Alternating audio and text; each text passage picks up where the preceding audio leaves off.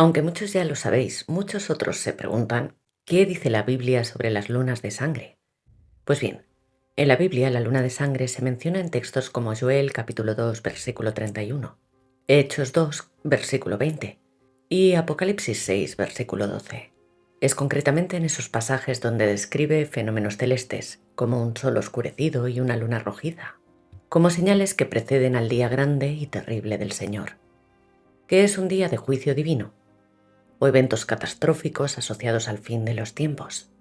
Pues bien, como hemos visto a lo largo de estos años, esos pasajes han sido interpretados como anuncios proféticos del día del juicio final.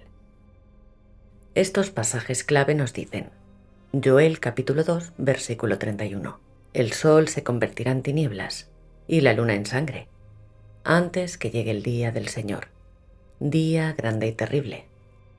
Otro ejemplo lo hallamos en Apocalipsis 6, versículo 12, donde dice, y miré cuando él hubo abierto el sexto sello, y he aquí fue hecho un gran terremoto, y el sol se puso negro como un saco de cilicio, y la luna fue hecha toda como de sangre. La luna de sangre es vista como una señal que indica la inminencia de eventos importantes y también catastróficos relacionados con el fin del mundo, conocidos como el Día del Señor.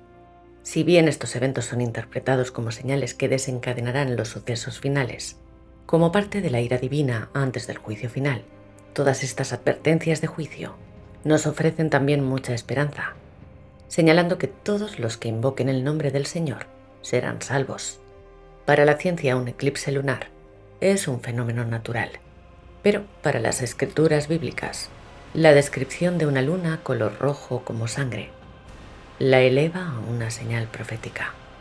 Sin embargo, lo que es importante señalar es que esto no es un calendario.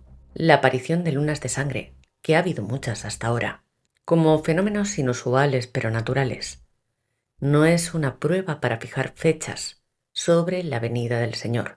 Y esto también nos lo dice la Biblia, en Marcos 13, versículo 32.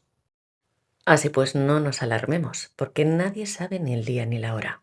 Y a pesar de que los acontecimientos sí invitan a estar atentos, mantengamos la calma y confiemos en la divina providencia.